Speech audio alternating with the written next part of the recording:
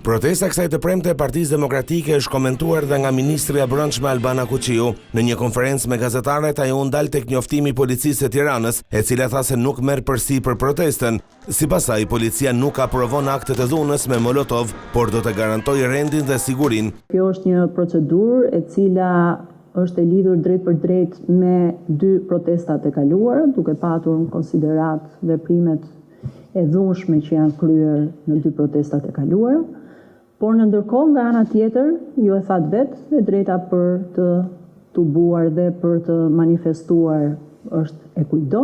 Policia e shtetit ka për detyrë të ruajë rendin dhe sigurinë, dhe për këtë është e angazhuar maksimalisht. Sa i takon akuzave të opozitës se në protestën e fundit blut përdoren gazlotësiedhës të skaduar, Kuqiu tha se ka kërkuar një hetim të rastit. Kam urdhëruar të kryhet një hetim nga struktura e policisë dhe nga Agjencia e Mbikëqyrjes Policore sa i përket përdorimit ose jo të një bombule gazi të skaduar.